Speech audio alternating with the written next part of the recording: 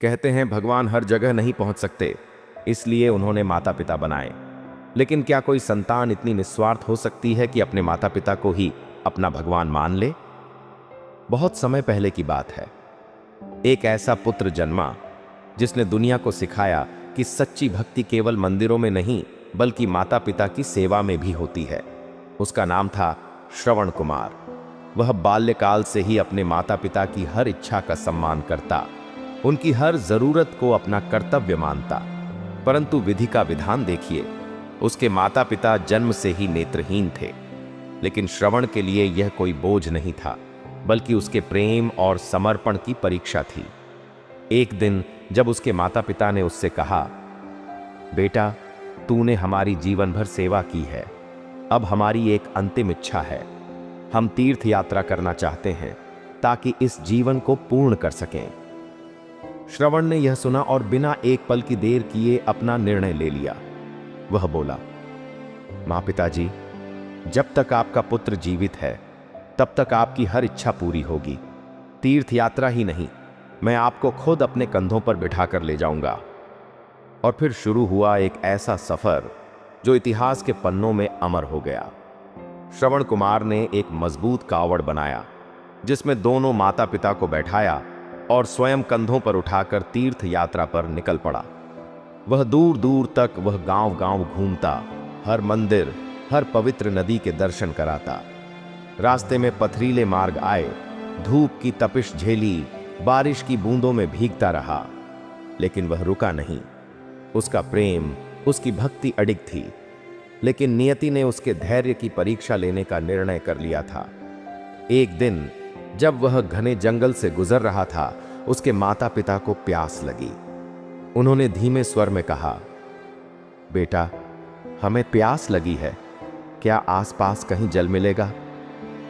श्रवण ने मुस्कुराकर कहा, बस एक क्षण मां पिताजी, मैं अभी आपके लिए जल लेकर आता हूं।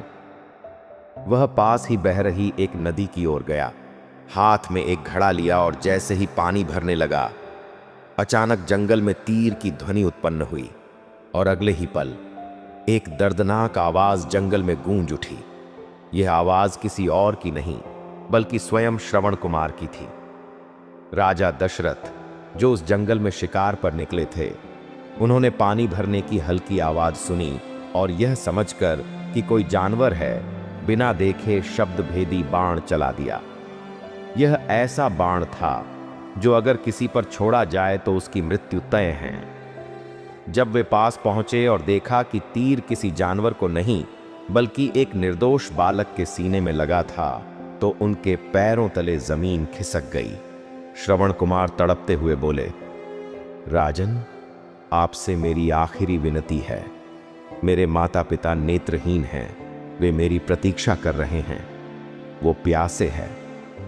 कृपया उन्हें जल पहुंचा दीजिए और उन्हें सच बता दीजिए कि उनका पुत्र अब नहीं रहा और वो उनकी अंतिम इच्छा अधूरी छोड़े जा रहा है। इतना कहकर श्रवण कुमार काल की बाहों में समा गया।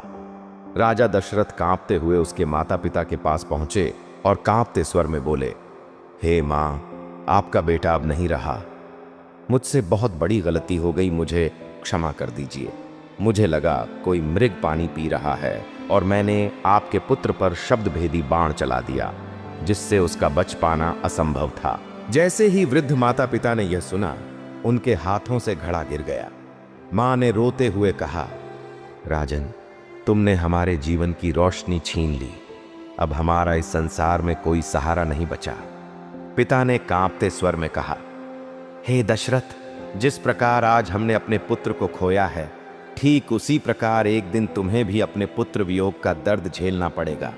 इतना कहते ही श्रवण कुमार के माता पिता भी वहीं काल की गोद में समा गए। यह एक शाप था जो आगे चलकर रामायण में राजा दशरथ की मृत्यु का कारण बना।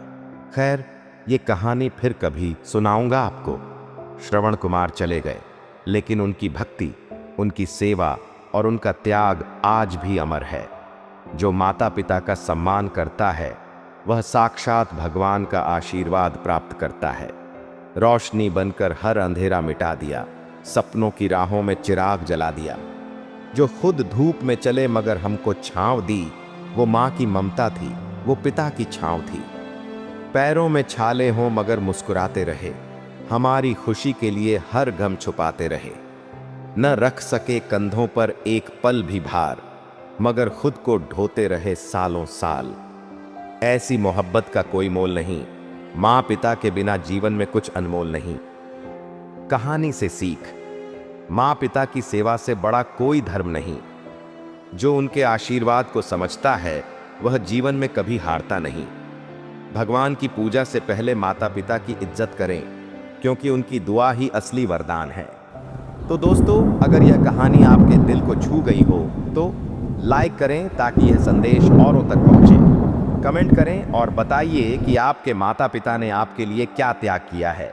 शेयर करें ताकि हर संतान इस संदेश को समझे। सब्सक्राइब करें ऐसे ही और प्रेरणादायक वीडियो के लिए। माँ पिता का आशीर्वाद सदा हम सब पर बना रहे।